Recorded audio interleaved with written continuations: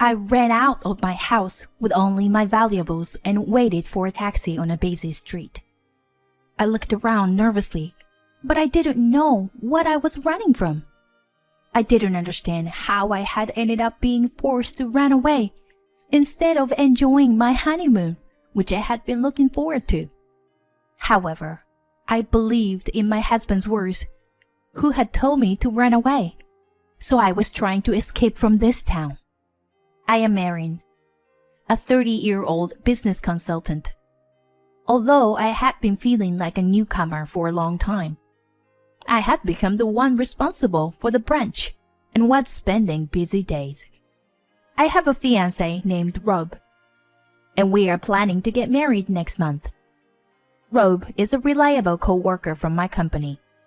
He is a perfect guy who is trusted by his superiors and subordinates, and he also does housework perfectly.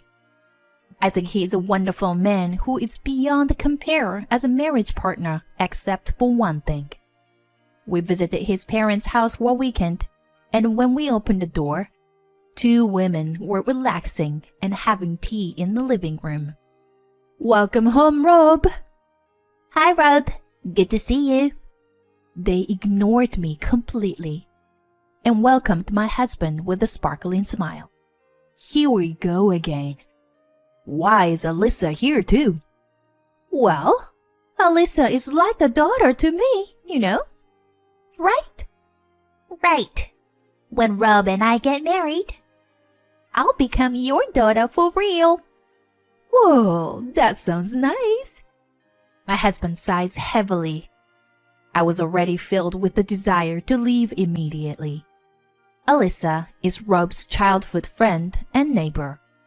With her big bright eyes, slender figure, and a talent for being spoiled, she is the type of woman who men can't resist.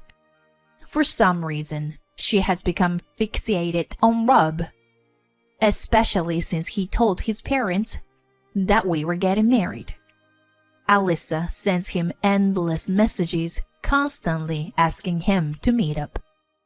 Her persistence made me anxious, so I asked Rob about it. "Babe, aren't you being pursued by a cute childhood friend like her and just not interested?" When I asked my husband, he looked really disgusted. "Well, she pretty much hooked up with everyone on the basketball team in high school. And apparently, she only dated guys who already had girlfriends or wives in college. I mean, marrying a woman like her is just too scary, right?" I breathed a sigh of relief, knowing that Rob wouldn't be swayed by Alyssa, but my mother-in-law was on Alyssa's side. She tried to make me feel unwelcomed by showing off her close relationship with Alyssa. It seemed that my mother-in-law didn't know about Alyssa's recklessness. She was planning to have Alyssa as her daughter-in-law because she thought Alyssa, who appeared innocent and obedient, would be easy to handle. Because of these two women, I had a terrible wedding experience.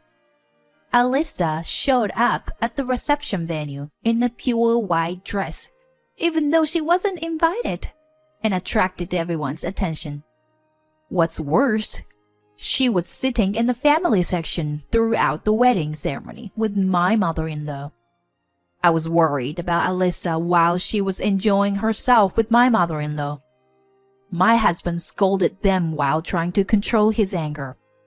"Alyssa, you weren't invited. And why are you wearing a white dress and sitting in the family section? And what are you doing, Mom?" "But it's my beloved childhood friend's wedding. I have to celebrate it. And white is my personal color. I look good in it, don't I?" Yeah. The dress suits Alyssa's fair skin very well. She looks the most beautiful in this venue," my mother-in-law replied. My husband bowed his head in despair. When I looked at my father-in-law, he was also bowing his head and apologizing with his hands together.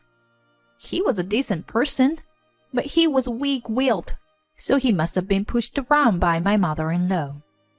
I had been preparing for and looking forward to this wedding for almost a year, so I was about to cry with frustration. But if I cried here, I would be playing into their hands. When I lifted my head and smiled at Alyssa, the corner of her eye twitched. You are such a good friend, Alyssa. I'm impressed. What do you mean? Alyssa's mouth twisted. Oh, well, it's almost time for the first dance, so excuse us. Saying that, I gave a relaxed smile to the two of them. Alyssa gave me a momentary glare like a demon, but soon she made an innocent smile like an idol and left. I'm sure she was disappointed that I wasn't a weak woman who would cry and make a fuss. Despite what happened, we received heartfelt blessings from everyone, and the wedding ended successfully. I was also able to savor my happiness. After getting married, Rob and I continued to live separately in our current houses for a while. We planned to search for a house in the spring, so we were going back and forth between each other's places until then. We also planned our honeymoon by departing from our own places and meeting at the airport. The destination was Italy, which we had been longing for. 1 month after the wedding, I was excited and thrilled every day thinking about Italy. However, my excitement would be completely ruined by those two. On the day of our honeymoon, my husband called me while I was fidgeting, wondering if I had forgotten anything. Ciao! What's up, babe? We're supposed to meet at 11, right? Erin, sorry. Contrarily to my carefree attitude, my husband shouted frantically on the phone. I'm sorry, but we have to cancel our honeymoon. Whatever you do, do not come to the meeting place. What? Listen, do not leave the apartment under any circumstances. No, wait. Leave there right now and go back to your parents' house, please. Wait. What's going on? I'm sorry. I'll explain later. Just please, leave now. And the phone was suddenly disconnected. I stared at the phone in amazement.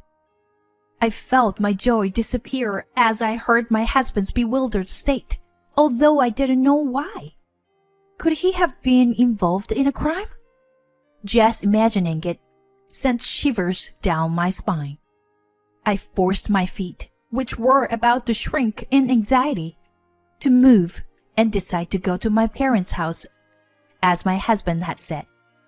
Of course, my parents were in a panic since their newlywed daughter, who was supposed to be on her honeymoon, came back looking pale. I think they were even more worried because they had seen the ugly behavior of my mother-in-law at the wedding.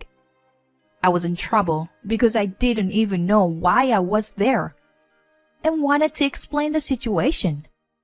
Then, a call came from an unknown number. It was the police. The police officer told me the reason why he called me in a softer voice than I had expected. Residents reported that there were women shouting loudly while knocking the door of your room. So we secured them as they seemed excited. However, this woman is claiming to be your mother. What? My mother? What? Me? I exclaimed, and my mother, who was right next to me because I had to put the call on speakerphone, also shouted in surprise. The police were surprised to hear my mother's voice.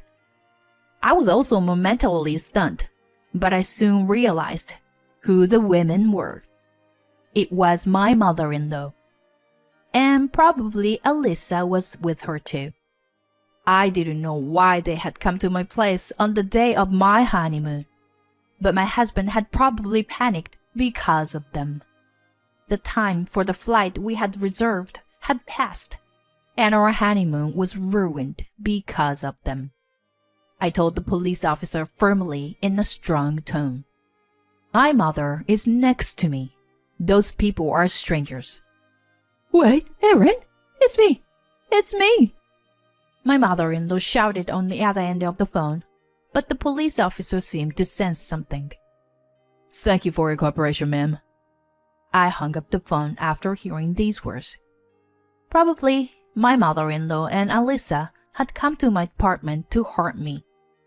Several hours later, late at night, my husband appeared at my parents' house. As expected, it was my mother-in-law and Alyssa, who had been taken care of by the police. They had planned to detain me when they learned that we were supposed to meet at the airport. Their scenario was like this. Alyssa would run to my husband, who was waiting at the airport, and lie that I had eloped with another man. Then Alyssa would comfort my shocked husband and take him away. Then they would go on a honeymoon trip together. And maybe Alyssa would deepen her love with him instead of me. It was such a ridiculous plan, and I couldn't help but be amazed by their shallowness. But their plan wasn't just that. After detaining me, I was supposed to be taken to a man picked by my mother-in-law. He was a 45-year-old unemployed man who was her brother. They had even put Alyssa's cousin on standby in a car for this purpose, which sent shivers down my spine. The reason why my husband knew about their terrible plan was thanks to my father-in-law.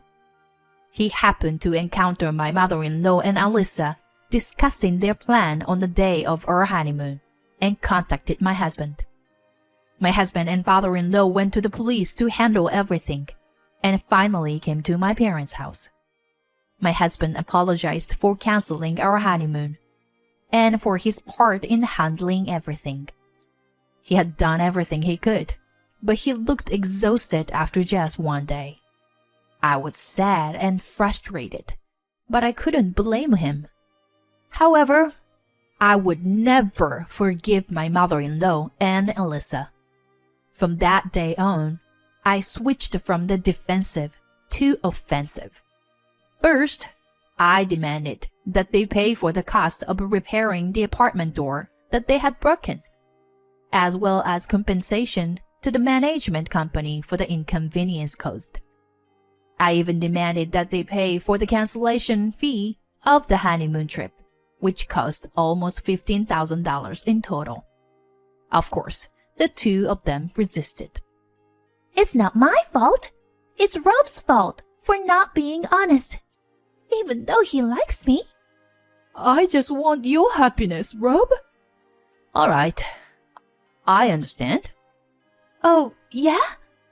Rob, I know you have feelings for me.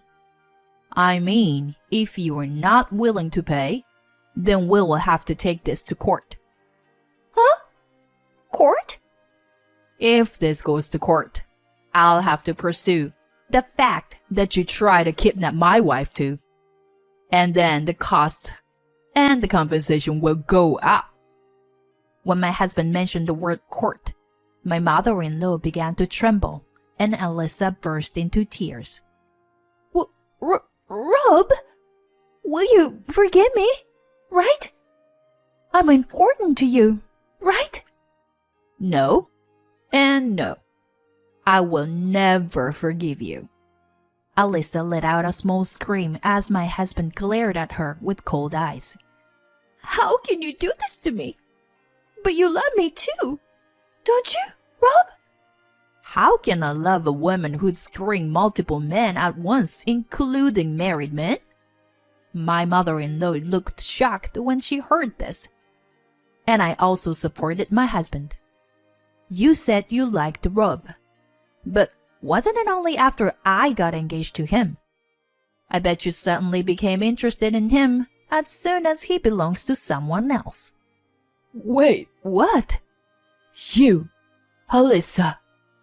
Alyssa's eyes swim, with agitation, and she points to my mother-in-law and yelled, "Rob, your mother was trying to use me because she didn't like Erin." "Alyssa, are you really trying to put the blame on me?" "Rob, she's lying. I was trying to stop her, you know." As the two of them started arguing and almost getting into a fight, Alyssa's parents and my father-in-law intervened and settled the matter. They decided to split the costs equally. Alyssa's parents, who had not noticed their daughter's outburst, apologizing profusely. We also made a written agreement that if Alyssa and her mother approached us again, there would be penalties. The plan had failed, but it was too malicious for us to forgive them. 3 years later, we were living peacefully with our son when a man visited us. He introduced himself as Alyssa's fiancé, dressed in a smart, expensive suit. When he went to Alyssa's family home to greet her parents, he happened to meet one of her classmates, and the classmates told him about Alyssa once being obsessed with my husband. We hadn't heard her name in a while, and were taken aback. That classmate was probably someone who attended our wedding and witnessed Alyssa's misconduct. "I heard that Alyssa was planning to steal you away or something like that.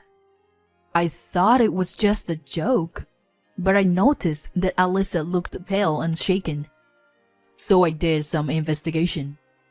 You and Alyssa are childhood friends.